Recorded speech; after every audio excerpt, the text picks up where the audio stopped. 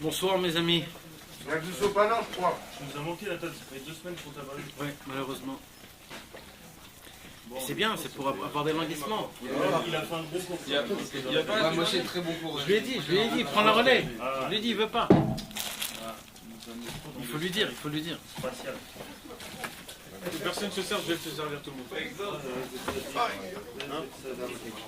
Vas-y, je veux servir tout le monde, vous n'avez pas personne qui se sert. Ok. Une seconde, je suis prêt. Je me rassois gentiment. Ce soir, si vous vous rappelez de la dernière fois, quand j'étais avec vous,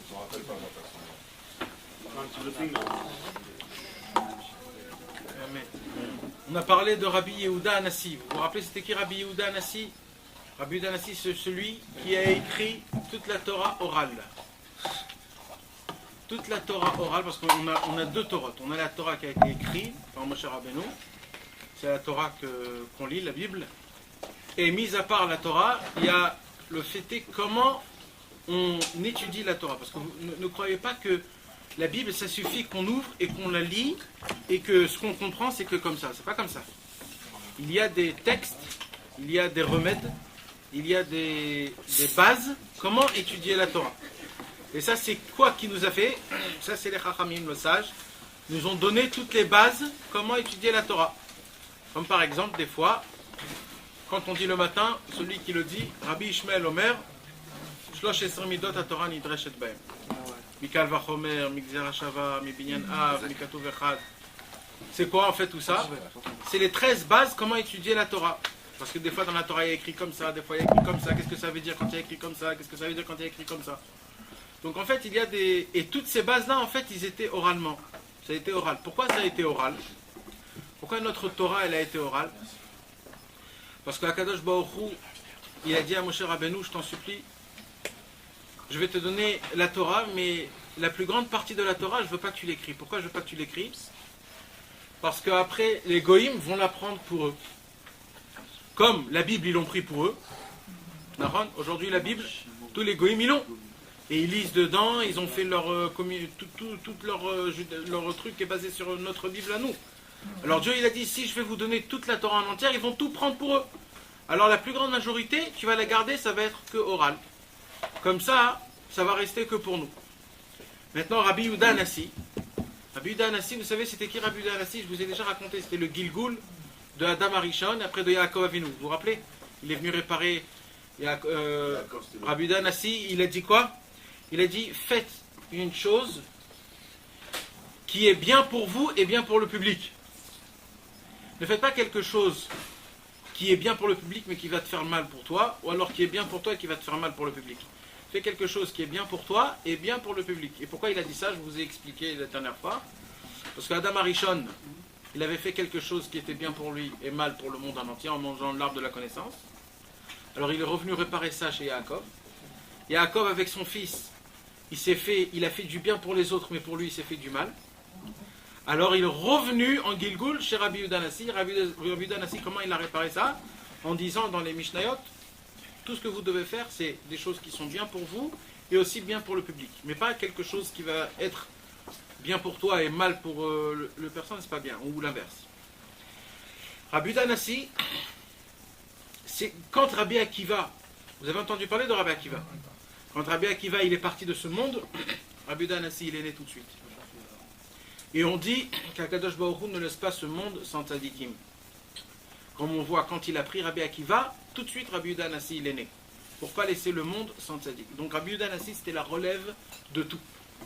Et Rabbi Yehuda Anassi il a vu que malheureusement à cause des problèmes que le peuple juif avait, à cause des guerres, c'était juste à l'époque des Romains, c'était à l'époque où il y avait vraiment... C'était juste à l'époque après la destruction du temple. Alors c'était un grand pogrom pour le peuple juif. Alors Rabbi Yehuda Anassi il a compris que, en vérité, la Torah orale, on commence à l'oublier. Alors il a dit, si on commence à oublier la Torah orale, ça va être foutu pour nous, parce que si elle n'est pas écrite, comment on va faire? Alors Rabbi Yehuda Anassi il a dit, je vais prendre sur moi-même d'écrire toute la Torah orale. Et il a écrit toutes les Mishnayot. Toutes les Mishnayot, c'est lui-même qui les a écrites. Ça, c'est pas toute la Torah orale, c'est une partie aussi, une grande, belle partie. C'est pas toute la partie, mais c'est une bonne partie. Maintenant, Rabbi Yehuda Hanassi, on a étudié, donc la dernière fois, on a étudié son premier paragraphe. C'était quoi son premier paragraphe? Comme on a dit, fais quelque chose de bien pour toi et que ça soit bien aussi pour les autres. Et ne fais pas autrement. Maintenant, il a dit encore 2-3 petites choses. Ce soir, on va étudier une autre parole qu'il a dit Rabbi Yehuda Hanassi dans la même Mishnah. Qu'est-ce qu'il a dit Rabbi Yehuda Hanassi? Et là, mes amis, entendez bien ce qu'il a écrit. Là, il y a écrit une parole. En fait, c'est un remède pour tout. D'accord? On n'arrête pas de nous dire faites la Torah, faites les mitzvot, essayez de garder ça, essayez de garder ça. Et nous, on entend, on se dit ouais, on peut pas, c'est un peu dur, c'est pas pour nous. C'est dur, c'était avant, ou alors c'est pas de mon niveau, ou alors je suis pas prêt, ou des choses comme ça. Et bien là, Rabbi Yehuda Hanassi va nous donner un petit remède qui va nous dire celui qui pense à ça et qui raisonne comme ça, cette personne-là ne pourra jamais tomber dans des péchés. Qu'est-ce qu'il dit? Je vais le lire en hébreu, après je vais l'expliquer en français. Istakel beshlosha dvarim ve'i ata balide avera. Da malemala mimcha. Ain roa, ozen shomat, vechol ma'asecha basefer nichtavim. Il dit comme ça Rabbi Yehuda Hanassi. Toujours, toute ta vie, regarde sur 3 choses.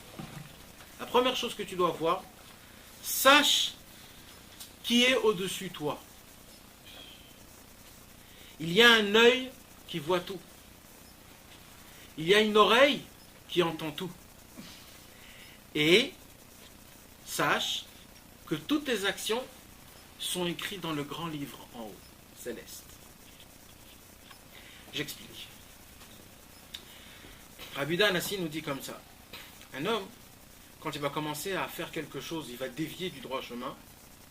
Il dévie du droit chemin, pas comme ça, comme on croit, ça c'est fait. Ça n'existe pas un mot comme ça, ça c'est fait, je me suis laissé aller, ou alors c'est un accident. Ça n'existe pas ces choses-là, mes amis. Chaque chose qu'on fait, ça passe 3 choses. D'abord on l'a pensé, après on l'a vu, et après on le réclame dans notre cœur. On ne fait pas quelque chose si ça ne passe pas ces 3 choses-là. D'abord, on l'envie dans notre tête, on y pense. Peut-être si je vais faire ça, ça va être un bon kiff, je vais me sentir mieux, ça va me détendre. Après, je parle à mon ami, ou alors je l'entends de quelqu'un. Et après, mon cœur, il commence à vibrer, mes envies, jusqu'à que la personne, elle flanche, et comme ça, elle tombe. Alors, tu peux répéter juste là. C'est très simple. Marshava dibouruma, c'est pensée, parole. Il y a un œil qui voit. Ouais, alors, qu'est-ce qu'il a dit sur ça, Rabbi Yehuda Hanassi? Comme chaque chose se fait par 3 portes de notre corps, c'est quoi les 3 portes de notre corps? C'est pensée, parole et action. Tu ne peux pas faire aucune action si ça ne passe pas par la pensée, par la parole, et après ça fait l'action. Donc, Rabbi Yehuda Hanassi, il a dit, moi j'ai un contre-attaque contre ces 3 choses-là. Contre la pensée, parole et action. C'est quoi le contre-attaque contre la pensée, parole et action? Il dit, il faut que vous essayiez d'y penser, mais c'est pas juste d'y penser. C'est de faire entrer dans son cœur, de faire vraiment attention. De vraiment sentir cette chose-là, pas juste je pense. De quoi? Sache qu'en haut, il y a un œil qui te voit, une oreille qui t'entend, et que toutes tes actions sont écrites dans le grand livre céleste. C'est qui l'œil qui nous voit? C'est Akadosh Baruch Hu. Sachez mes amis, dit Rabbi Yehuda Hanassi, si je vous pose tous la question là, à vous tous, est-ce que Dieu nous voit? Vous allez tous me dire, bien sûr qu'il me voit. Maintenant, ça c'est juste niveau cerveau. Mais l'attention, le vrai sentiment, est-ce que vraiment Dieu te regarde? Ça vraiment tu le sais? Ça non, mes amis. On a un très très grand défaut, vous savez c'est quoi notre défaut malheureusement? C'est qu'on ne met pas l'attention. On ne se fait pas faire vibrer. Il y a un pauvre qui peut venir frapper ici à la porte, il va demander de l'argent. Alors ça se peut qu'il y ait des gens qui vont mettre une petite pièce, qui mettent un petit billet, etc. Maintenant, il y a quelqu'un qui ouvre pas la porte. Maintenant, imaginez-vous, il y a un pauvre qui rentre et il ne demande pas d'argent. Mais il commence à pleurer, à se rouler par terre et à faire une opération. Là, nous tous, on va tous donner quelque chose. Pourquoi? Parce qu'il nous a pris par le sentiment. Maintenant, où est la différence entre les deux personnes? La première personne, elle n'a pas mis du sien. Il a demandé, il a frappé, il a demandé de l'argent et il est parti. La deuxième personne, il a mis tout son sien. Il a commencé à pleurer. C'est plus qu'une volonté. Je ne sais pas comment dire en français. Plus qu'encore tout. Il s'est mis tout son âme. Tout son âme. Il s'est roulé par terre. Il a pleuré. Ça nous a choqués. C'est pour cela que ça nous a choqués qu'on lui a donné une pièce. Maintenant, dans notre cerveau, niveau logique, il a dit exactement les mêmes paroles que l'autre. Donc, logiquement, comment ça se fait que le premier, on lui a donné une petite pièce et le deuxième, on lui a donné un petit billet? Logiquement, c'est exactement pareil. Il a demandé exactement pareil de l'argent. Alors, c'est quoi la différence? La différence, c'est que comme cette personne, elle a mis de son sien, et que nous, ça nous a choqués, ça nous a touchés, donc on a fonctionné par rapport à moi-même, par rapport à mes actions, par rapport à mon truc qui s'est passé chez moi. Sachez, mes amis, qu'on prend notre vraie vie, on ne la prend pas à la sérieux.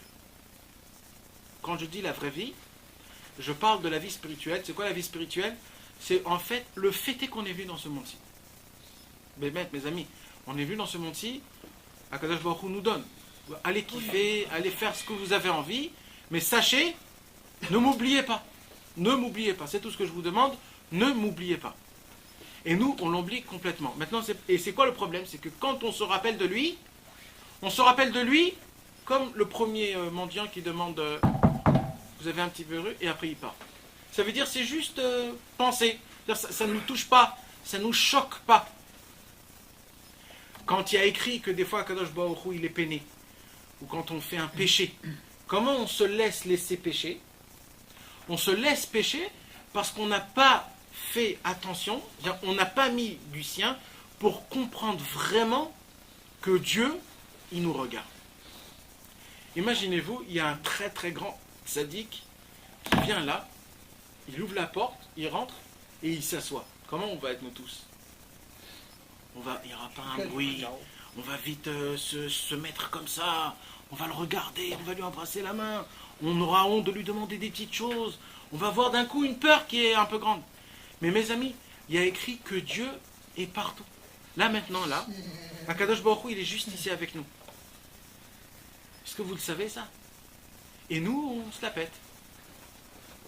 Comment ça se fait? C'est parce qu'en vérité, on n'a pas mis de notre sien, on n'a pas mis de notre cœur, on n'a pas mis de... Ça ne nous choque pas, ça ne rentre pas dans tous mes membres, ça ne vibre pas dans tous mes membres que je sens que Dieu est là. Maintenant, imaginez-vous, et ça, mes amis, c'est écrit dans le Shulchan Aruch, je vous l'ai répété des centaines de fois.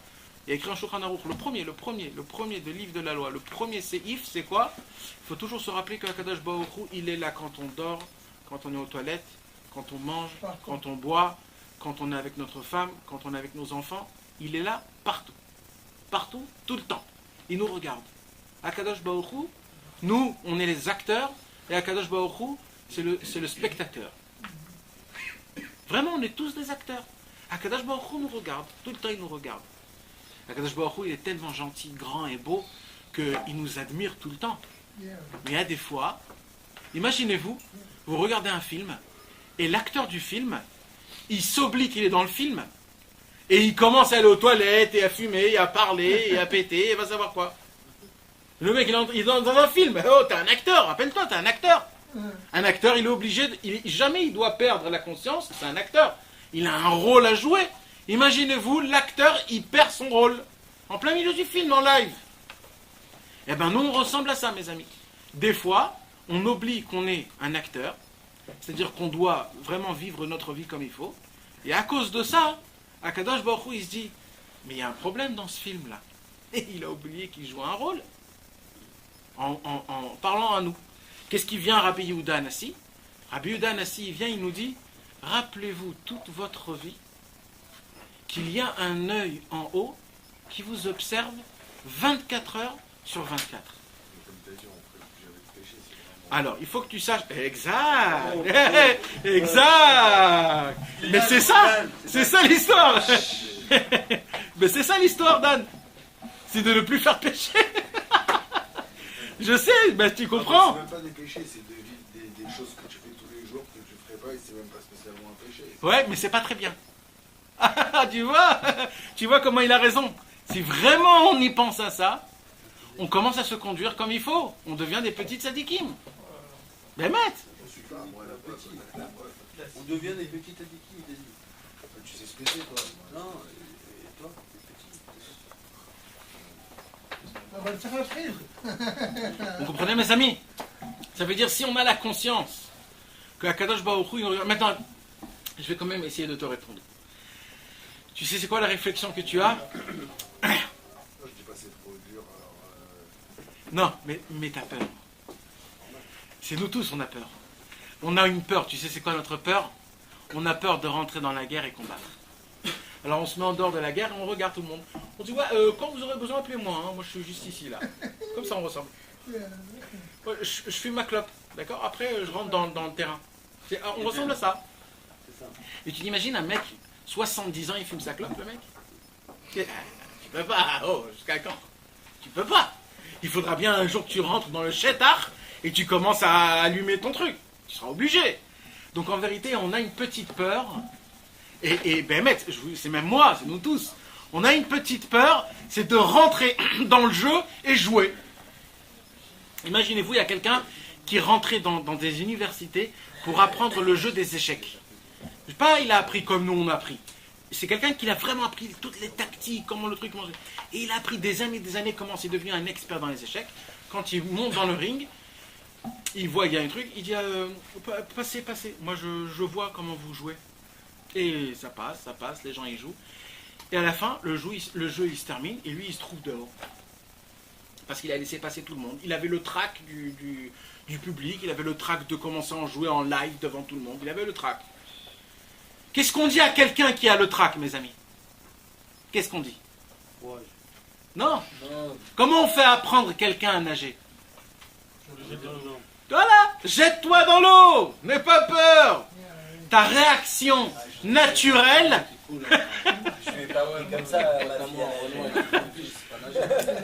C'est comme ça qu'on apprenait avant. Avant, on apprenait comme ça. Et tu sais pourquoi? Vous savez pourquoi, mes amis? Un blague qui fait de la compétition. Il n'y a pas de blague. C'est vrai. J'ai un pote à moi, il a 30 ans. Renoir, il sait pas nager. On allait en stage et tout, on était en piscine. Tu as beau le jeter, frérot. Il y en a un au Géo qui l'a fait. Il y en a un qui l'avait fait, ouais.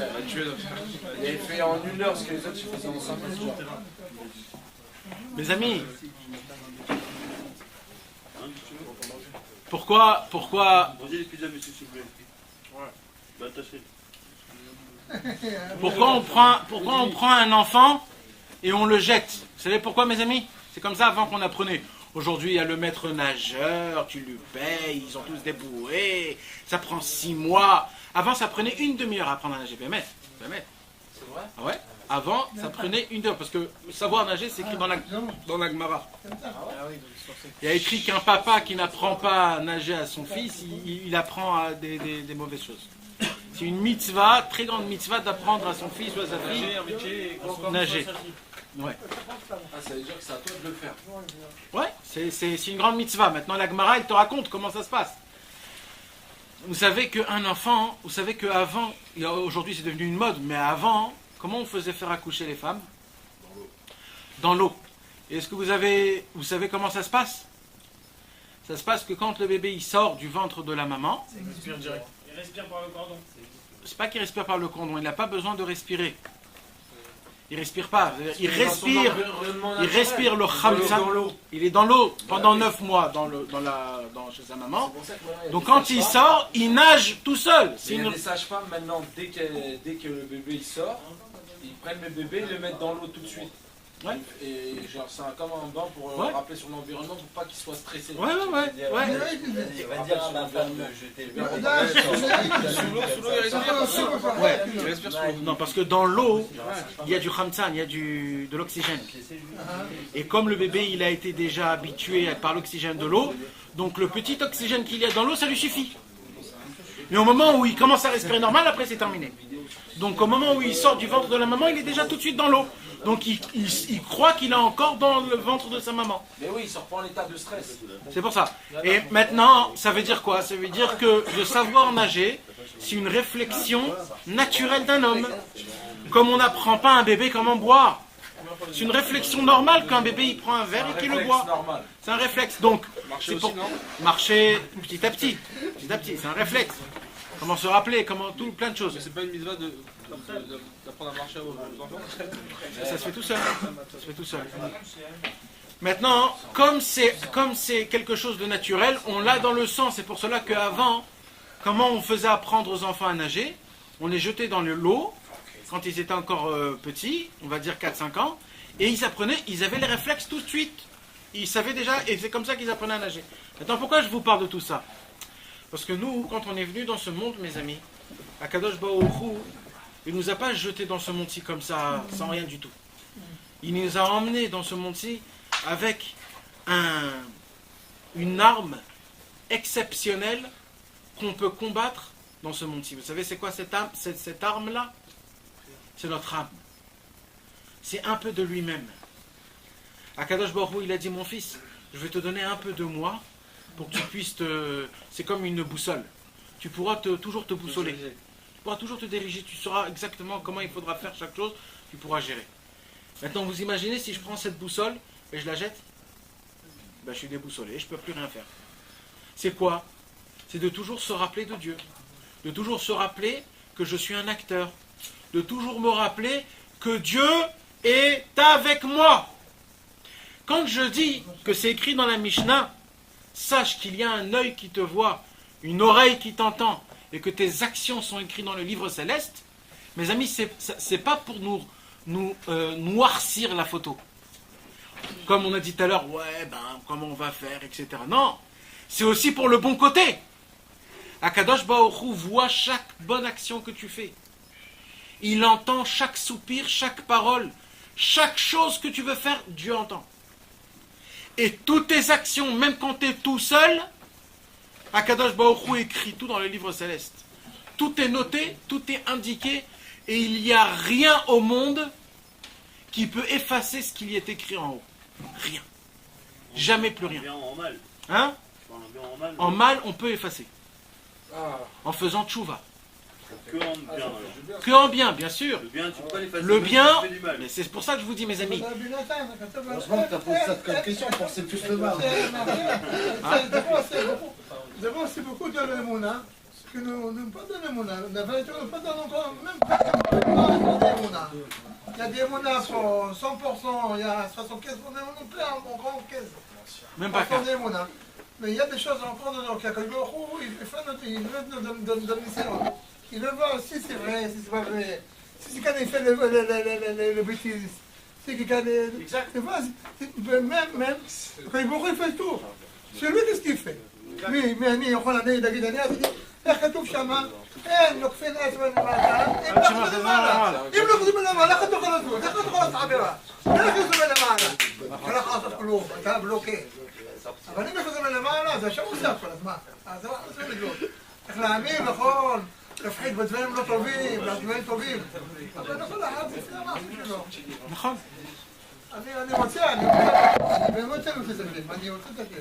אבל תגיד לי איך אני יכול למצוא אותו, אני חפש כבר 60 שנה עוד מעט. On va parler de ça. D'abord, on va expliquer ce qu'il a dit Rabbi Danassé, après on va parler au concret, parce que vous savez que j'aime le concret. Alors, comme c'est valable dans le mal, c'est valable aussi dans le bien, comme il nous a dit notre frère Johan. C'est Dan qui m'a dit. Tu m'as soufflé, je t'ai dit. Donc, et ça, mes amis, sachez une chose. Akadosh Baruch Hu, il est tellement bien et gentil, comme on a dit tout à l'heure, le mal, on peut l'effacer. Et le bien, on ne peut pas l'effacer.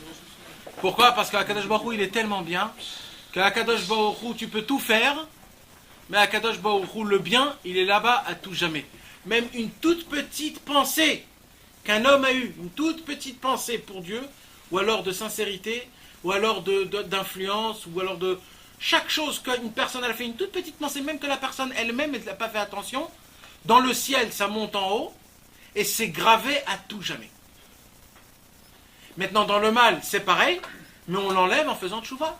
C'est-à-dire que si tu as fait une bêtise étudiant, pardon mon Dieu, excuse-moi, tu fais quelque chose de mal, t'as enlevé. Non. Si tu regrettes vraiment. Si tu recommences pas. Vraiment. Ouais, si tu le regrettes vraiment et que tu le recommences pas bien. Et ben, quand c'est effacé à Kadosh Baruch Hu, il te l'enlève, il n'y a plus rien. Surtout quand tu fais tchouva tout de suite après. Plus tu fais le plus vite, plus c'est enlevé. Si tu attends quelques temps, ça prend un peu de mesure et de trucs et c'est un peu dur. Donc vous comprenez mes amis. Et là il dit Rabbi Yehuda Hanassi, sachez une chose, au moment où vous allez oublier ça, qu'en haut il y a quelqu'un qui nous regarde, qui nous entend, et que tout est écrit, au moment où on oublie ça, c'est là où on flanche.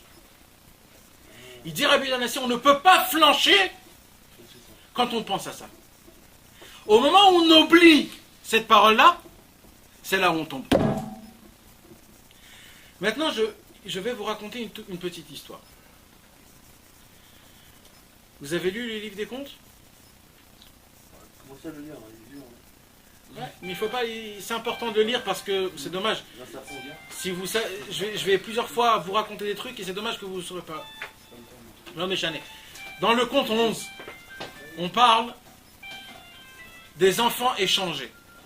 Tu te rappelles des enfants échangés? Je vais vous raconter le petit extrait de ce conte-là. Sur l'île. Non, les deux fils, le roi et les enfants. Voilà. Je le comprenais plus quand j'étais enfant. Quand j'étais plus jeune, je le lisais, les contes, je le comprenais plus. Maintenant, je ne le comprends pas du tout. Parce que Tu verras au bout d'un paragraphe, je t'ai perdu. il t'est matérialisé. Il y a mille façons de l'interpréter, tu m'as dit. Des milliards. Donc aujourd'hui, c'est ton esprit est plus ouvert aujourd'hui, alors tu rajoutes plus de choses.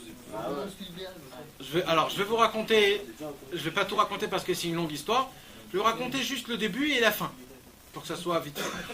Mais ça serait très bien si vous pourriez l'ouvrir et le voir parce que c'est un conte qui est très important. Le conte, il nous raconte une histoire, Rabbi Nachman nous raconte, un jour, la femme, il y avait le roi, et la femme du roi, elle était enceinte.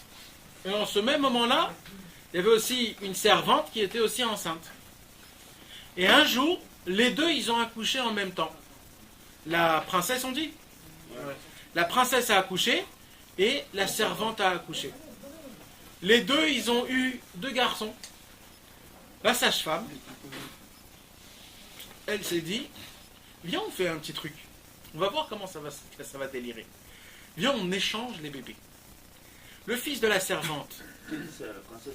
Non, la sage-femme. Les mamans, ils savent rien du tout. Elle n'a pas dit à la mère. Elle a dit à rien à personne. Elle va pas dire à la mère qu'elle a échangé son nom. Alors elle a dit, moi je vais faire l'histoire. Je vais échanger les bébés. D'accord? Le fils de la servante, je vais la mettre chez la princesse. Et le fils de la princesse, je vais la mettre chez la servante. Et ils ont inversé les bébés. Et les deux, ils ont comme ça, ils ont grandi. Maintenant, écoutez bien, mes amis. Comme le roi, quand il amène un enfant, il amène un enfant avec des gènes de roi. D'accord? Et un serviteur, quand il amène un enfant, il amène un enfant avec des gènes de serviteur.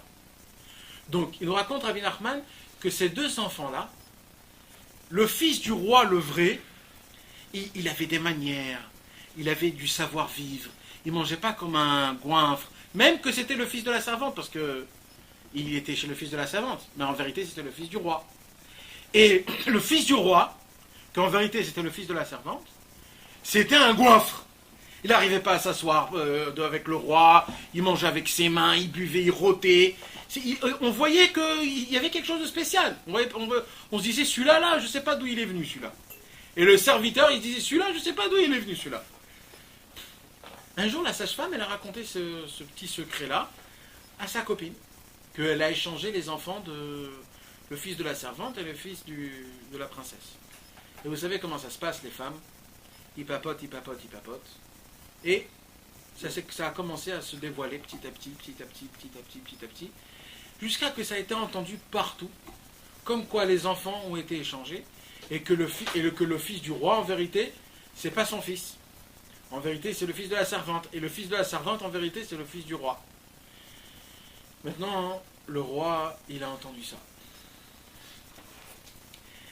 Et le roi, ça l'a fait très mal. Il ne savait pas quoi faire. Comment on peut savoir quelque chose comme ça? Comment on peut savoir? On ne peut pas savoir. J'ai un fils, je ne sais pas si c'est le mien. Peut-être mon fils à moi, c'est celui de la servante, je ne sais pas. Qu'est-ce que je vais faire avec? Il ne savait pas. Et il est mort. Qui est-ce qui est monté roi? Le fils de la servante. Parce qu'il croyait que c'était son fils. Ok? Vous comprenez ou... Donc, il est monté roi. Et lui, il n'a pas supporté qu'on dise que c'est le fils de la servante. Pourquoi? Parce que c'est le roi. Je suis le roi. Qu'est-ce qu'il va venir ici? Il va me bouger. Mais attends, imaginez-vous le pauvre, le fils de la servante. Toute la journée, il balaye et trucs. Et on lui dit, toi, t'es le fils du roi, toi. Toi, c'est pas ici que tu dois être. Lui, il t'a pris ta place. Imaginez-vous, le mec, il est là et on lui a pris sa place. Alors le roi, qu'en vérité c'était le fils de la servante, il a dit, je peux plus supporter qu'on parle comme ça. Alors il a dit, le tuer, je peux pas. Pourquoi? Parce que le pauvre, il n'a rien fait, il m'a rien fait, c'est mon ami en plus. Alors je vais le prendre, je vais le jeter dans une île à Perpète-les-Oies. Là-bas, on ne pourra jamais le recevoir.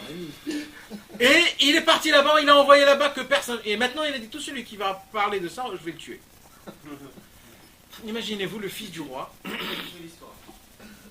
Le fils du roi, le vrai, on l'appelle le fils de la servante. Il se dit, qu'est-ce que j'ai fait moi dans ma vie? Déjà, je suis né, on m'a dit d'être serviteur. Donc déjà, je suis un serviteur de base. Maintenant, on me met à l'idée que je suis le fils du roi. Encore pire, tu me casses la tête. Et là où je suis, on m'envoie en exil. Mais qu'est-ce que j'ai fait moi dans ma vie? Qu'est-ce que vous voulez de moi? Et le fils et le roi, ça le tracassait tout le temps ce qu'il avait fait. Et le pire de ça, c'est que sa mère toujours le répétait. Il lui répétait cette histoire, peut-être c'est comme ça, peut-être c'est comme ça. Je ne vous raconte pas toute l'histoire parce que là, il y a peut-être 15 pages qui partent. Rabbeinu, il rentre dans une histoire de folie. C'est ça, c'est à partir de là où tu parles. Et là, Rabbeinu, il parle de folie, mais c'est exceptionnel. Si tu dis ça, c'est exceptionnel. Je vais vous raconter la fin. La fin, c'est que quoi? C'est que les deux, ils se sont retrouvés dans une île. Parce que tout le peuple, ils ont dit, ouais, mais toi, t'es pas le fils, toi, c'est pas toi le vrai roi. Et la preuve, c'est que tu as envoyé l'autre. Donc ça veut dire que c'était toi. Ce qui s'est passé, c'est que tout le peuple l'ont renvoyé, ce roi-là. Ils l'ont envoyé aussi dans une ville, dans une île. Dans quelle île? Là où il était le vrai fils du roi. Et les deux, ils se sont retrouvés ensemble. Maintenant, comme le vrai fils du roi, il était là-bas, ça faisait déjà du temps. Donc il avait dû manger, il avait des choses, il était bien préparé, il avait une maison. Et quand lui, il arrivait à peine, il n'avait plus rien. Alors il a dit, tu peux pas me donner un petit truc, quelque chose à manger? Et ceux qu'on ne reconnaissait pas. Alors il a dit, ouais, mais ici dans le désert, c'est moi le plus riche, c'est moi qui ai un truc, je vais pas te... Alors il a dit, qu'est-ce que je peux te donner? Il a dit, je sais pas. Alors il a dit, je vais devenir ton serviteur. Regardez comment Hachem, il a tout refait les choses. C'est qu'en fait, le vrai fils de serviteur, il est redevenu serviteur. Et le fils du roi, il est devenu le plus riche, en fait, ce qui s'est passé. C'est pas comme ça que ça se termine l'histoire. Ça se termine l'histoire comment? C'est qu'ils se sont retrouvés dans une ville, dans un pays par exemple, que ce pays-là, comment on l'appelait ce pays-là? Le roi imbécile et le peuple savant. Pourquoi? Parce que cette ville-là, la chose la plus chère au monde, c'était quoi? C'était la sagesse. Et le roi, c'était le sage le plus grand au monde. Et quand le roi est mort, la sagesse est tombée. Et ils n'ont pas trouvé un roi qui puisse le remplacer. Alors depuis, cette ville, elle s'appelle le roi imbécile et le peuple savant. Et ils ont dit, on attend qu'il vienne un roi qui puisse remplacer le vrai, comme c'était avant le savant. C'est-à-dire d'échanger les noms.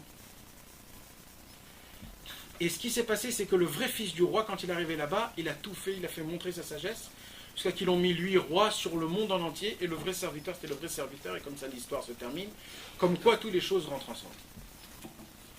Je vous ai raconté tout ça. J'ai besoin de vous dire deux choses qui sont importantes. Quand je dis sur quelqu'un, comme par exemple les deux fils échangés, C'est quoi en vérité qui a été changé, mes amis? C'est quoi? Le statut. Exact. Il n'y a rien qui a été changé. Juste le mot. Lui, c'est un fils de servante, et lui, c'est un fils de roi. Parce qu'en vérité, on a dit que la royauté, le sang royal, était même chez le fils de la servante.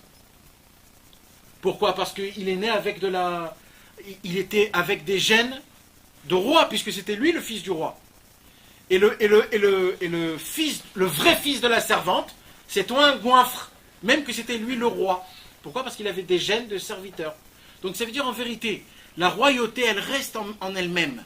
Mais c'est quoi en fait qui change? C'est juste le nom. Que toi tu t'appelles le fils de la servante, et toi tu t'appelles le fils du roi. Mais en fait, le vrai roi c'est lui, et le serviteur c'est l'autre. Donc en vérité, la seule chose qui change, c'est le nom. Que lui c'est un roi et lui c'est un serviteur. Mais en vérité, c'est l'inverse. En vérité, mes amis, ces deux enfants-là, c'est nous en une seule personne. On a dans notre corps à nous, dans notre âme, deux façades, deux facettes. Des fois, on est le fils de la servante, des fois, on est le fils du roi. Vous savez, c'est quoi un fils d'un roi? C'est dommage qu'on ne sait pas c'est quoi un vrai fils d'un roi. Il faut un jour voyager au Maroc pour voir c'est quoi un roi. Un vrai roi. Vous savez, c'est quoi un vrai roi? C'est quelqu'un qui s'en fout du monde, il emmerde le monde. Faites ce que vous voulez. Moi, je suis roi. Il a tout ce qu'il veut. Il n'a pas de problème. Et il n'y a pas de problème. Il voit toujours grand. Il pense toujours grand. Les choses mal, ça n'existe pas s'il fait quelque chose de mal. Pourquoi? C'est moi le roi. C'est moi le roi. Je ne peux pas faire rien de mal. C'est moi le roi. C'est moi qui dis quoi est bien, quoi est pas bien. Tout ce que je fais, c'est que du bien. Ça, c'est un roi. C'est quoi un serviteur, mes amis? Un serviteur, c'est vraiment le seul mec on lui dit, mais comment tu as fait ça? Et pourquoi tu l'as pas lavé ça? Et ça, pourquoi tu as fait ça? Et le serviteur, ne croyez pas qu'il rogne quand il balaye. Il rogne pas. Parce que c'est un serviteur, il est né. C'est ça mon but. Je dois laver, je dois... Donc il rogne pas. Il accepte le fait que c'est un serviteur. Mes amis, on est né dans ce monde-ci comme des fils de rois. Un enfant, est-ce que vous avez déjà vu un enfant qui a des galères?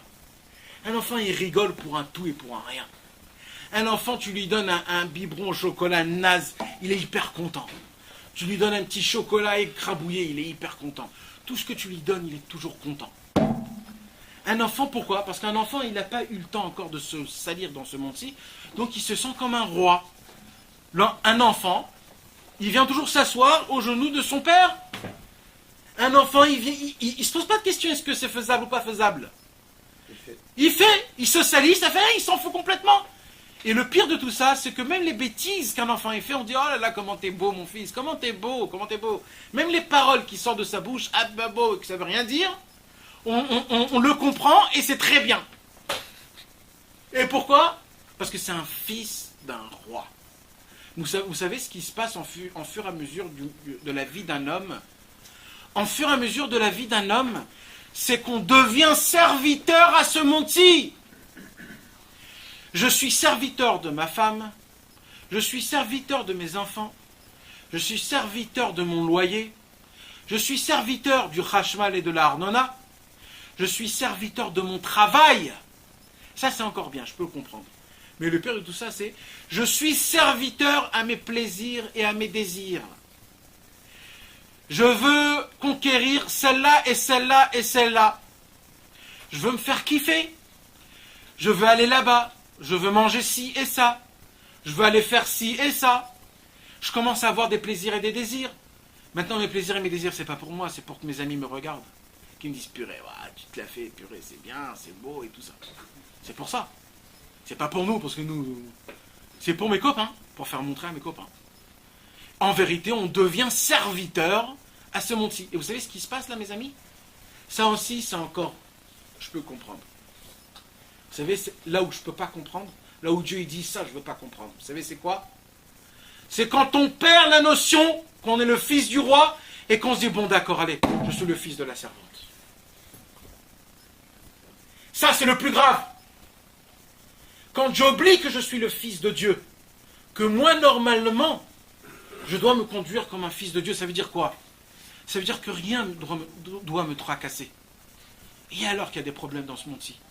C'est pas ici ma vraie maison. Et alors si je fais des bêtises ou des trucs comme ça, ça fait rien. Je fais demande pardon à Hachem et vas-y, je bâcle, tout de suite, je continue. Je suis toujours content. Je me rentre pas dans des problèmes et dans je ne vis pas dans des problèmes. Je fais pas de mes problèmes une participation de ma vie. Quand un homme il vit comme ça, il devient le fils de la servante. Et Akadosh Baruch Hu, il dit ça, je peux pas me le taper ça. Quand tu oublies que tu es le fils du roi, tu es mon fils. Tu te dis, je travaille dans la boue et je suis content. Ça, je peux pas. Ça. Vous avez compris? Maintenant que je vous ai donné cette petite introduction, je serai très content si vous allez voir lire les contes, le conte 11. Les enfants échangés. Les enfants échangés. Et par rapport à ce que je vous ai expliqué, vous allez comprendre tout ce que je vous ai dit. Parce qu'en vérité, les enfants échangés, c'est les deux, c'est nous en fait. Des fois, on se croit le fils du roi. Des fois, on se croit le fils de la servante. Alors, c'est encore bien quand tu nages entre les deux. Mais au moment où tu te dis, bon, je ne crois pas que c'est moi le fils du roi. Parce que vous savez, il y a écrit là-bas que le fils du roi, tous les soirs, et c'est le fils du roi, hein, mes amis, il écrit que tous les soirs, il allait dans des pubs, il allait se bourrer la gueule, et il allait se prostituer, le pauvre. C'était le fils du roi. Un fils du roi, il ne fait pas des choses comme ça. Mais comment Rabbeinu, il raconte des choses comme ça? Le fils du roi, il va se bourrer la gueule dans le truc, il va avec des prostituées. Et vous savez pourquoi il est tombé dans ça, mes amis? Parce qu'il s'est dit, après tout, ça se peut que je suis le fils de la servante, un fils de la servante, il fait ça, donc je vais le faire. Vous savez quand il a arrêté? Quand il disait, attends, mais ça se peut que je suis le fils du roi. Le fils du roi ne tombe pas dans des choses comme ça. Donc je tombe pas. Et là, Rabbeinu nous apprend qu'on tombe quand on oublie qu'on est le fils du roi. Mais vous imaginez-vous, mes amis, imaginez-vous Béhémet maintenant, imaginez-vous dans votre tête. Demain, il y a un banquier qui vous appelle, qui vous dit allô, bonjour, oui. Il paraît qu'on a découvert que vous êtes le fils de Rothschild, le plus grand. Donc vous avez un compte bien gonflé. Vous pouvez faire ce que vous voulez. Il y a une maison, il y a toute la famille qui vous attend. Vous êtes des ducs royaux. On change même de visage à la seconde même. On change de visage. On devient une autre personne. On se dit mais moi, je deviens quelqu'un de... Je suis important. Je suis important. Sans que je le sache, je suis important. Eh bien, mes amis, si on ne le pense pas ça tout le temps, c'est que ce monde-ci nous a convaincus qu'on est le fils de la servante. C'est ça les enfants échangés. Maintenant, pourquoi je vous parle de ça? Quand on est sorti d'Égypte, est-ce qu'il y avait plus haut que nous dans le monde? On est sorti d'Égypte. Qu'est-ce qui s'est passé en Égypte? En Égypte, on était qui, mes amis? On était tous des esclaves. Et pourquoi on était des esclaves, mes amis? Parce qu'on se prenait pour des servants. Parce qu'on avait oublié, c'est ça. Exact. Vous savez ce qu'il dit le Midrash, mes amis? Le Midrash, il dit que quand Paro il est monté, il est devenu roi, il nous a fait faire rendre esclaves. Le Midrash, il raconte combien de temps ça prend à un peuple de rendre un peuple esclave. Vous croyez que c'est du jour au lendemain? On ne peut pas. Du jour au lendemain, on ne peut pas. Un homme normal ne peut pas être un esclave demain. Il ne peut pas. C'est pas dans sa nature. Imaginez-nous, on lave le parterre. On ne peut pas. On ne peut pas. Ça nous a pris 86 ans de devenir des esclaves. Le Midrash, il dit 86 ans. Vous savez, c'est quoi 86? 86, c'est la numérologie de Elohim, le nom de Dieu. Au moment où on a oublié Elohim, on est devenu des esclaves. Au moment où on a oublié qu'on était les fils de Abraham, Yitzhak et Jacob, on s'est dit, bon, ça fait 86 ans qu'on est des esclaves. Peut-être qu'on est des esclaves. Au moment où on s'est dit ça, Paro, il nous a eu dans sa fouille. Et on était des esclaves. On aurait pu éviter tout. On aurait pu éviter tout ça. Tout. Qu'est-ce qu'il a fait, mon cher Rabbeinu? Imaginez-vous, les Noirs, on va pas dire bon. Imaginez-vous un peuple esclave, d'accord? Un peuple esclave, d'accord? Un peuple esclave. Combien de temps ça va prendre à quelqu'un de leur expliquer que ce n'est pas des esclaves? Les Arabes, d'accord? Les Arabes. Les Arabes, les constructeurs de trucs dans la boue partout, ils puent tout le temps, etc. Les Arabes. Va leur dire que c'est des fils de roi, ils vont pas comprendre. Combien de temps ça va leur prendre à eux? Ça va prendre des générations et des générations. Même les rois les plus grands dans l'Arabie Saoudite, là, les grands cheikhs Vous avez vu, ils sont dans le pétrole des milliardaires jamais. Ils sont critiqués dans les 4 et 5 les plus grands riches du monde. C'est quoi leur maison? Des tentes. Des tentes. Des tentes. Archimia, c'est des tentes exceptionnelles, mais c'est des tentes. Ils n'habitent pas dans des trucs, c'est des tentes. Pourquoi? Parce que c'est des... Voilà. Mais bien sûr. Mais c'est des esclaves. C'est Dan qui s'est dit ça.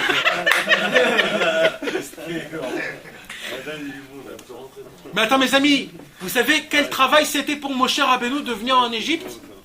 Quand Moshe Rabbeinu est venu en Égypte, qu'est-ce que vous croyez qu'il est venu avec super bien classe et tout? Il a dit, oh, mes amis, c'est moi ici le gérant, vous allez sortir demain. Et vous savez ce qui s'est passé là? Si ça serait comme ça, il aurait tué tout de suite Moshe Rabbeinu. C'est pas comme ça que ça s'est passé mes amis. Moshe Rabbeinu, pendant une semaine avec Akadosh Baruch Hu, il a dit, il était en pourparlers avec Hachem. Hachem lui disait, va sauver. Moshe Rabbeinu disait non.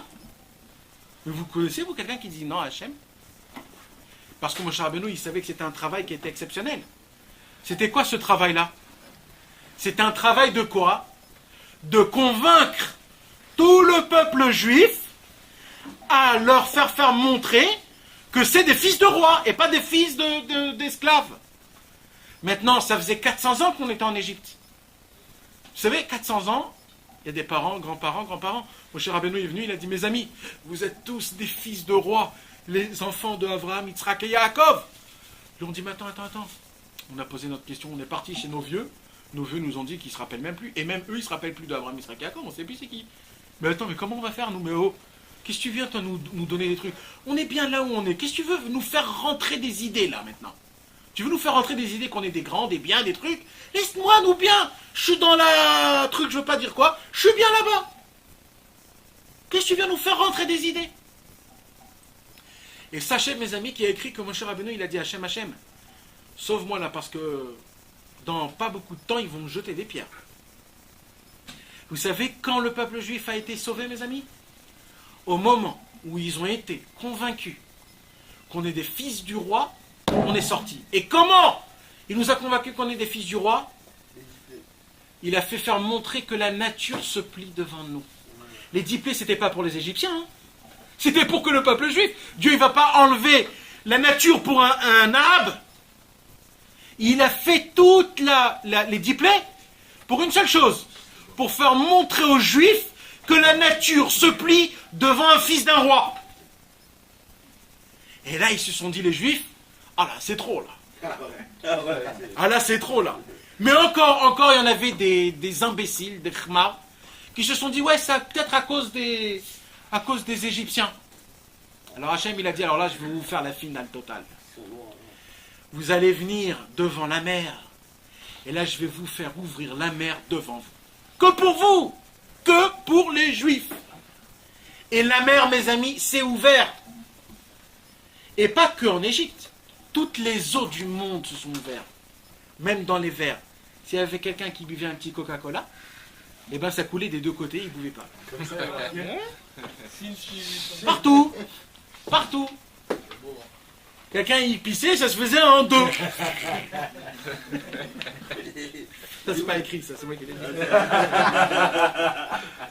C'est bon, c'est un art. Vas-y, mais c'est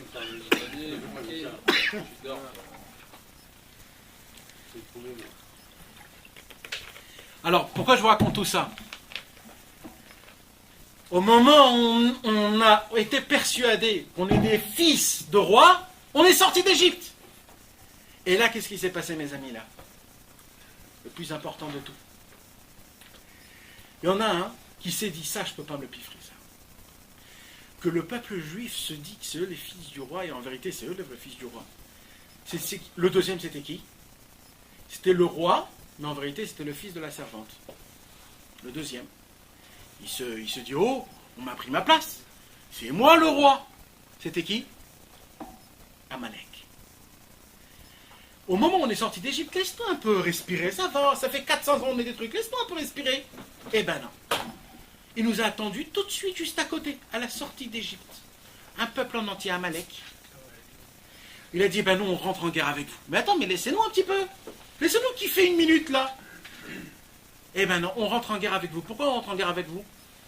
Parce que quand le peuple juif est sorti, mes amis, ils étaient tous convaincus que c'était des fils du roi. Pourquoi? Parce que c'était dans le monde en entier. Hein. C'est comme aujourd'hui. Aujourd'hui, avant, il n'y avait pas l'internet, mais il y avait des... Il y avait plus que des messages, il y avait des... Comment ça s'appelle? Les hitonymes, il y avait des journaux avant. Vous savez que jusqu'aujourd'hui, on a des écrits égyptiens qui nous décrivent toutes les diplées. Jusqu'aujourd'hui. Il y a des manuscrits. Dans l'université à Jérusalem, il y a les manuscrits des Égyptiens, comment ils décrivent tous les diplées. Bien sûr. Je peux te faire montrer. Mais bien sûr, tu vois l'écriture égyptienne, comment ils décrivent toutes les plaies. Ils te disent comment des choses de folie. Comment tout le monde est paniqué, il y a du sang partout, ils écrivent tout. Maman, ils te décrivent tout, comment ça se passait. Donc ça a été connu dans le monde que le peuple juif c'était le roi. Maintenant, qu'est-ce qui se passe quand le peuple juif c'est le roi et qu'il y a quelqu'un qui rentre en guerre avec eux? Ça veut dire, si je rentre en guerre avec toi, ça veut dire que vous êtes... Non, ça veut dire... Je peux me comparer à toi, donc tu es un mec normal. T'as compris? C'est comme, je suis un mec normal. Donc, ils ont tout de suite rabaissé au monde en entier qu'en fait, c'est pas des fils du roi, c'est un peuple comme tous les peuples, mais ils ont un Dieu qui est très fort. C'est pour cela, mes amis, Rabbi Nachman de Breslev vient et il nous apprend que le travail de Amalek, jusqu'aujourd'hui, Amalek n'est pas mort. Amalek, c'est une notion. Avant c'était un peuple, aujourd'hui c'est une notion. Non. C'est ce qui te fait faire oublier le fait est que tu es un fils d'un roi. Ça veut dire quoi le fils d'un roi? C'est que Dieu il t'aime. Dieu veut que tu réussis. Dieu veut que tu le considères comme ton père, comme ton frère, comme ton fils, comme ton ami, comme ta femme, comme ta soeur, comme ta mère. C'est écrit dans Shirachirim. Achoti, Rayati, Yonati, Tamati. Je veux que tu me considères. Akadosh Baruch Hu dit, je veux que tu me considères comme ton père, comme ta mère, comme ta femme, comme ta soeur, comme ta femme. Je veux avoir toutes les catégories d'amour qu'un homme peut avoir à ses proches. Je le veux à moi. Parce que moi, j'ai toutes ces catégories-là d'amour envers toi. Maintenant, je veux un peu de reconnaissance. Je veux un petit peu que tu me vives. Respire-moi. Essaye de kiffer avec moi. Je veux kiffer avec toi. N'essaye pas de penser que au mal, matériellement, spirituellement. Ouais, mais ça, c'est pas bien. Ouais, mais ça, j'ai mal fait. Ouais, mais je suis un naze. Ouais, mais je mets pas la kippa. Ouais, mais je mets pas les titis. Ouais, mais je mets pas les tefilines. Je fais pas souvent ça. Et alors? Il faut jamais regarder le passé. Ce que tu peux prendre, ce que tu peux voler du etc., vole-le. Il y a une petite notion qu'on vient dans notre tête, qu'on se catégorise comme le fils de la servante. Donc le fils de la servante, il se dit, mais moi je ne suis pas le fils du roi, donc moi je vais aller me bourrer la gueule. On se dit, ouais, moi je ne suis pas très très religieux, donc moi pourquoi je vais faire mincha, puisque je ne l'ai jamais fait mincha. Rabbeinu il te dit, je t'en supplie. Comme le Yetzerara il t'a volé, vole-lui toi aussi. Vole-lui un petit mincha. Vole-lui un petit arvit. Vas-y, fais un arvit. Jamais tu l'as fait. Fais-le quand même. Vas-y, fais quelque chose. Vole. Vole du Yetzerara. Vole-lui une pièce. Vas-y. Tu veux pas mettre une pièce? Mets quand même une pièce. Tu veux pas faire cette mitzvah? Vole-lui. Vole-lui en cachette. Même pour rien. Tu ouvres un livre, tu regardes juste les lettres. Rien que regarder les lettres. Vous savez combien de lumière la Torah dégage? Juste en ouvrant. Juste en ouvrant. Vous savez, il y avait un grand tzaddik qui s'appelait Rabbi Aaron Rahata. Rabbi Aaron Rahata, il a dit comme ça. Je sais que quand vous voyagez, c'est dur pour vous de lire dans la Torah. Donc je vous demande quelque chose. Prenez avec vous toujours un livre. Comme ça, quand vous êtes dans le bus et que vous n'avez rien à faire, ne lisez pas. Juste ouvrez le livre. C'est sûr que vous allez le voir. Juste de voir une seule lettre dans ce monde-ci, ça vaut de revenir dans ce monde-ci pour voir une lettre sainte de Dieu. Parce que chaque lettre de la Torah, elle dégage des lumières et des lumières, mes amis. Vous savez, Rabbi Nachman de Breslev a raconté une histoire, et c'est une vraie histoire. Rabbi Nachman de Breslev a raconté comme ça. Vous savez, Rabbi Nachman, il a dévoilé des torotes que jusqu'aujourd'hui, on n'a pas des torotes comme ça. Il a dévoilé des torotes que lui-même, il a dit après de les brûler. Tellement c'était des torotes qui étaient très très hauts. Avant qu'il les a brûlés, il a demandé à 2 disciples de prendre quelques feuilles des torotes qu'il a dévoilées, des enseignements. Et il a dit, allez les diffuser partout là où vous allez. Eux, ils sont partis. Ils ont diffusé des torotes comme ça partout. Sans faire exprès, ils sont rentrés dans une auberge, que cette auberge, c'était une auberge goy. Une auberge goy, et que des goys qui sont là-bas, eux, ils ne savaient pas, ils n'ont pas compris. Ils ont laissé 2 feuilles là-bas. Après quelques jours, ils sont revenus chez Rabbeinu. Rabbeinu les regarde et leur dit, où vous étiez exactement, je veux savoir. Ils lui ont dit toutes les villes, etc. etc. Il nous dit, non, il y a un endroit où il manque. Il dit, on ne se rappelle pas. Il a dit, sachez, vous avez mis 2 feuilles là-bas. Tous les goïms qui ont vu cette feuille sont devenus des juifs. Tous les goïms qui ont vu les feuilles, les enseignements de la Torah, sont devenus des juifs. Rien que vu. Ils ne savaient même pas lire en hébreu, ils l'ont vu. Rien que vu. Les paroles, les lettres de la Torah, c'est avec ça qu'on a créé le monde, avec la forme des lettres de la Torah. Vous croyez que le noir sur le blanc, c'est l'encre qui est sur la feuille? Eh bien, je vais vous dire quelque chose, mes amis. Ce n'est pas du tout de l'encre sur la feuille. Là, ce que je vais vous dire, ce n'est pas logique, mais la Torah n'est pas logique et Dieu n'est pas logique. Le judaïsme n'est pas logique. On est contre la logique. On est contre la logique. La logique, c'est Amalek. Nous, on est contre la logique. Dieu, il existe et on ne le voit pas. C'est contre la logique, ouais, c'est ça. C'est comme ça. Vous savez ce que c'est, les lettres noires sur la feuille blanche? C'est du feu noir sur du feu blanc. Vivant. Nous, malheureusement, on n'a pas les yeux pour voir. Mais Rabbeinu, il nous dit que si on aurait le mérite d'avoir des yeux pour voir comment les lettres chantent et dansent quand nous, on les lit. Quand on ne les lit pas, ils sont mortes. Un livre, vous savez, je vous apprends une petite halakha. Un livre Kodesh, qui est sorti à peine de l'impression, c'est-à-dire du tfous, comment on dit, de l'imprimerie, même si c'est un livre Kodesh, je peux le mettre par terre et le platiner. Il n'y a pas de Gdusha. Vous savez quand il y a de la Gdusha? Au moment où il y a un juif qui vient et qui le lit, c'est terminé. Il a mis de la vitalité dans le livre. Le livre, il est devenu vivant. C'est nous qui aurons vitalité, ça. Ça, c'est un fils d'un roi. Je ne viens pas dire à un arabe de faire ça avec le Coran, ça n'a rien à faire avec tout ça. Un vrai fils du roi, c'est suffisamment de lire dans un livre. Il fait rentrer de la lumière jusqu'à que les lettres, ils dansent et ils chantent. Rabbeinu, il va encore plus. Ils disent, ils s'enlacent un avec l'autre. Quand on dit le mot Baruch, il dit Rabbi Nachman, les lettres Baruch s'enlacent et ils ne veulent plus se détacher. Et quand on dit Ata, ils sont obligés de se détacher. Ils se disent, oh là là, pourquoi ils nous laissent aussi vite? Imaginez-vous quelqu'un qui fait Baruch Ata. Qu'est-ce qui s'est passé là? Qu'est-ce que t'as dit là? Qu'est-ce que t'as fait? Qu'est-ce qu'il vient de faire? Baruch, quand tu dis Baruch, la lettre bête avec le resh, elle s'enlace, elle veut pas ce truc. Après on dit Ata, Hachem, Elokeinu. C'est des mondes qu'on crée. C'est des mondes qu'on crée. Mais malheureusement, encore une fois, on n'y croit pas. Tout ça, on se dit, c'est pas bon. C'est peut-être le tzaddik qui... Mais pas nous, c'est impossible ça. Ça c'est Amalek, mes amis. Ça c'est Amalek. Ça c'est Amalek qui nous dit, ouais, toi t'es un fils d'un servant, toi. Toi tu vaux rien du tout. Tu peux lire jusqu'à demain matin, tu vas rien faire.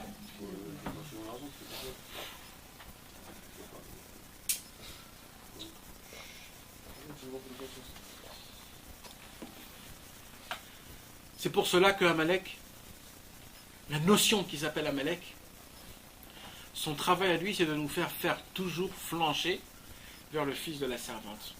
En se disant, ouais, moi je suis pas... Je gagne bien ma vie matériellement, mais spirituellement, je suis relâche. Je suis faible. Je suis bien dans le matériel, mais dans la spiritualité, je suis faible. Ça n'existe pas, mes amis. On est venu avec une neshama, notre neshama brûle en nous. Elle brûle en nous. Elle vit. Elle nous soutient. Elle nous donne de l'espoir. Elle nous donne de la force. Elle nous donne de la spiritualité tout le temps, 24 heures sur 24. Il y a des moments même qu'on arrive à ressentir Dieu tout proche à côté de nous. Grâce à la Neshama. Quand on donne un peu d'infection à la Neshama, c'est ça qu'on arrive. C'est ça. Et nous, quand on oublie ça, on est foutu. Comme on est proche de Purim, vous savez que toute la fête de Purim, c'est exactement pareil. Vous savez, mais Stam, ça c'est Derech Hagav, ça veut dire entre guillemets, si je vous prends toute l'histoire de la Bible, c'est une histoire, c'est toute l'histoire de la Bible, c'est les enfants échangés, mes amis. C'est toujours le peuple juif. Il a oublié que c'était le vrai fils du roi, c'était le fils de la servante, il est tombé. Il s'est rappelé que c'est le fils de la servante, il a remonté. C'est toujours ça. C'est toujours ça. Regardez les frères de Yaakov, Abraham, Yitzhak, Yaakov. Yaakov, Yitzhak, il a emmené Esav et Ishmaël, le fils de la servante, le fils du roi. Abraham, il a emmené Yitzhak et pareil, le fils de la servante. Et toute la Bible, toujours, tout le temps, David, Shlomo, Yoshua, tout le monde, vous allez voir, c'est toujours une histoire comme ça. Tout le judaïsme est basé d'une seule chose. Si tu te rappelles que je suis le fils du roi, je suis le gagnant. Si je crois que je suis le fils de la servante, je suis le perdant. 2 secondes. Pour décrire c'est quoi exactement le fils de la servante, c'est quoi le fils du roi, le fils du roi, c'est les mochim des gadlout. C'est-à-dire quoi mochim des gadlout? Avoir l'esprit ouvert. Savoir qu'on a de la puissance en haut. Savoir qu'on est aimé. Savoir qu'on attend de nous. Qu'on est l'acteur préféré au monde. Savoir qu'il y a un œil qui te voit, une oreille qui t'entend, et que toutes tes actions sont écrites. Vous savez, c'est comme les grands footballeurs, ou alors les grands comme Elvis Presley, comme les artistes. Là où ils allaient, tout le monde savait, à l'instant même. Tout était écrit. C'est exactement pareil. Akadosh Baruch Hu, il est fou amoureux de nous. Tout ce qu'on fait, il écrit tout de suite. Pas pour nous juger, rien que parce qu'il nous aime. Comme quelqu'un qui collectionne des timbres. Akadosh Baruch Hu, il collectionne nos actions. Akadosh Baruch Hu, des fois on fait des choses qui ne sont pas très bien. Akadosh Baruch Hu, il le regarde en bien. Il nous juge Be'azamra. Ça, il faut se rappeler de tout ça. Quand on se rappelle de tout ça, on comprend qu'on est important. Et quand on comprend qu'on est important, on ne se conduit pas comme on se conduit aujourd'hui. Quand on se conduit aujourd'hui, vous savez pourquoi? Parce qu'on est des énigrants, on dit, non pas des énigrants. Des dénigrants. On dénigre. On se croit pas en nous-mêmes. On se dit, ouais, mais moi je suis comme ça, je suis déjà sale, pourquoi je ne vais pas encore me salir? Pourquoi je vais... Non. C'est quand on se croit comme ça. Et sachez, mes amis, que ce que je vous dis, c'est aussi matériellement. Hein. Parce que tout ce que Rabbeinu il nous dit, c'est spirituellement et matériellement. C'est même dans la matérialité. Imagine-toi, tu regardes ta femme aujourd'hui comme tu la regardes au mariage. C'est autrement, c'est notre vie. Tu regardes ta femme toute ta vie comme la première heure que tu l'as fait rentrer à la roupa. C'est quelque chose d'autre. Mais maintenant, c'est quoi le fait qu'aujourd'hui on la regarde comme on la regarde? C'est parce qu'on est dit, je suis plus un khatan. Ma femme, c'est plus une kala. On est déjà des... Ça y est, j'ai 4 enfants, elle s'habille comme ça. Vas-y, allez.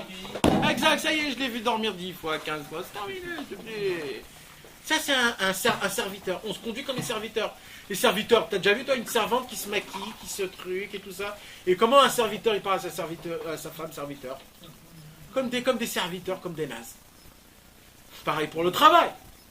Pour le travail, imaginez-vous quelqu'un qui se prépare, qui vient, qui met sa table est propre, il a son truc bien comme il faut, tout est super comme un roi. Un mec qui vient comme ça, quand il parle, dans sa voix, on se plie à sa voix.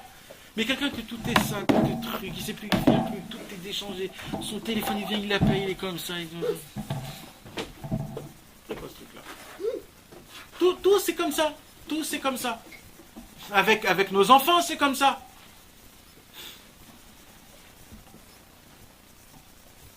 L'histoire, c'est de savoir se chériller dans le bon côté. De savoir qu'on est chérillé. De toujours se rappeler que Dieu est avec nous, il nous soutient. Il y croit en nous, Dieu. Dieu y croit en nous. Rien que pour ça, c'est valable, équivalent à tout. Et comme Purim, Aman, il est venu chez Achashverosh. Et il a dit à Achashverosh, je t'en supplie Achashverosh, viens, on prend le peuple juif et on le fait faire rendre le fils de la servante. Mordechai, qu'est-ce qu'il a fait faire? Vous vous rappelez qu'est-ce qu'il avait fait? Qu'est-ce qu'il faisait Aman quand il passait en Iran? Tous les juifs devaient prosterner. Qu'est-ce qui se prosterne? Un serviteur. Mordechai, qu'est-ce qu'il a dit? Un roi se prosterne? Jamais! Mordechai lo ichra velo ishtachave. Moi, je reste debout. Et il est resté debout. Pourquoi? Parce qu'un juif, on ne le rabaisse jamais. מרדכי, ils l'ont pas mis au cachot. Hein? Ils l'ont pas mis au cachot. Et c'est qui nous a tous sauvés? C'est Esther. C'est Mordechai et Esther. Pourquoi? Vous savez qu'à l'époque de Mordechai et Esther, il y avait Hanania, Michel et Azaria. C'était des très grands tzadikim. Pourquoi c'était pas eux qui nous ont fait faire sauver? Parce que Moshe Rabbeinu, Akadosh Baruch Hu, il a dit, j'ai besoin d'un homme qui représente ma royauté. C'est vrai qu'il y a des tzadikim, mais eux, ils n'ont pas représenté ma royauté. Mordechai, c'est le seul que quand il fallait se prosterner, il s'est mis debout. Ça va être lui qui va sauver tout le monde. C'est ça, mes amis, Purim. Dans 2 semaines, il y a Purim. Si on ne comprend pas ça, il n'y a rien à faire Purim. Le vrai Purim, c'est de savoir, je suis le fils d'un roi. Déguisé en roi, Je vous bénis tous, mes amis. Qu'on puisse toujours, de ne jamais oublier qu'on est les fils du roi. De savoir tout le temps qu'il y a un œil, une oreille et une main qui nous entend, qui nous voit et qui écrit tout. Pour le bien et pour le mal. Mais, il faut savoir toujours, Dieu, il croit en nous comme un fils unique, à chacun de nous tous. Bezrat Hashem, qu'on puisse vivre ça à tout le temps, Bezrat Hashem.